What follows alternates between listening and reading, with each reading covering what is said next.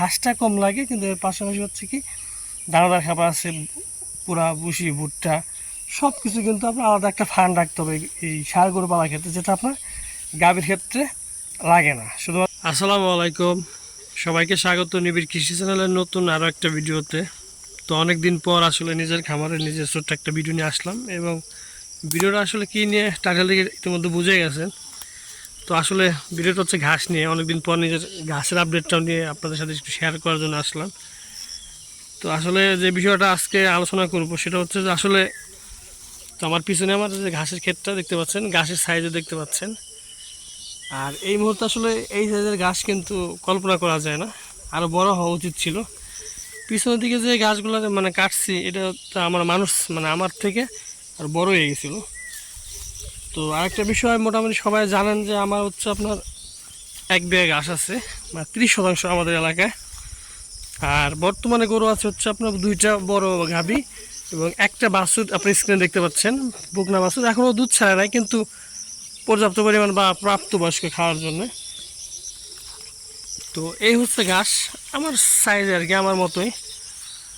তো যে বিষয়টা আসলে আলোচনা করতে চাইতেছি সেটা হচ্ছে যে আপনার গরুর পিছনে যে পরিমাণ ঘাসটা লাগতেছে প্রতিদিন, দেখা যাচ্ছে বিশাল সাইজের যে বড় একদম বড় সাইজ বলা যায় আর কি, 6 বোঝা ঘাস নিয়ে মানে একদিন পর পর হচ্ছে 6 বোঝা ঘাস। এবং এই সেম ঘাস দিয়ে কিন্তু দেখা যায় যে অন্যান্য যারা ষাঁড় গরু পালে তারা দেখা যাচ্ছে 8-10টা গরু পালা সম্ভব এই সেম ঘাস দিয়ে। তো আসলে জিজ্ঞেস বা আমি আপনাদের কাছে মতামত আশা করতেছি যে আসলে গাভী থেকে আসলে লসই মানে লস, নাকি আসলে এর থেকে আপনার ষাঁড় পালা উত্তম ছিল আর কি। তো এই বিষয়টা নিয়ে একটু আমি আমার জায়গা থেকে আলোচনা করবো, এবং আশা করতেছি আপনারা একটু পরামর্শ দেবেন আমাকে। কারণ হচ্ছে এই 30% ঘাস থেকে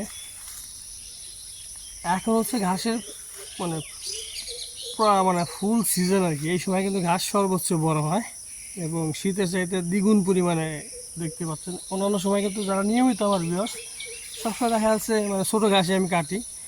আর গাভী গরু হচ্ছে যে আমার যে 6 বোঝা ঘাস 2 দিনের জন্য, আমি কিন্তু বর্তমানে হচ্ছে কোনো কিছু মানে শুধু ঘাস। অন্যান্য সময় দেখা যাচ্ছে যে আপনার 20টি 20টি 22টি 15টি খ্যার কিন্তু প্রতিদিন লাগছে, এখন কিন্তু খ্যারটা লাগতেছে না, শুধুমাত্র ঘাস আর ওই যে 200 টাকার যে ভুসি, সেই ভুসি দিয়ে কিন্তু চলতেছে আলহামদুলিল্লাহ। এবং যে খরচের যে বিষয়টা গাভী গরুর ক্ষেত্রে, এখন তো দুধের দোয়াল আছে দেখতেই পাচ্ছেন, এবং দুধ বিক্রি করার পরেও কিছু অবশিষ্ট থাকে যেটা দুধ অন্যান্য সময় থাকে না। তো দেখা যাচ্ছে অ্যাভারেজ গাড়ি থেকে খরচ হয় না বললেই চলে।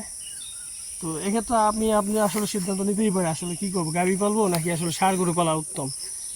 অনেক সময় কিন্তু আমরা অনেক দ্বিধাদ্বন্দ্বে থাকি, কিন্তু দেখা যাচ্ছে একজন ষাঁড় থেকে মানে উন্নতি করতেছে, আবার অনেকে গাভী থেকে উন্নতি করতেছে। তো আসলে গাভীর ক্ষেত্রে একটু রিস্ক থাকে যায় কি, যে গাভীতে কিন্তু যদি আপনার নিয়মিত প্রেগনেন্ট না হয় বা হিটে না আসে, তাহলে কিন্তু সমস্যা। অনেক সময় দেখা যায় যে আপনার একটা গাভী কিন্তু 8 মাস 10 মাস 1 বছর পার হয়ে যায়, হিটে আসে না, সেই ক্ষেত্রে কিন্তু আপনার লস। এদিক থেকে আপনার ষাঁড়গুলো পাললে কিন্তু দেখা যাচ্ছে 6 মাসে আপনার পাললে কম বেশি কিন্তু আপনার আসেই, যেটা আপনার গাভী থেকে সম্ভব না। কিন্তু গাভীর ক্ষেত্রে কী হয়, শুধুমাত্র ঘাস বা কম বেশি হলেও চালানো যায়।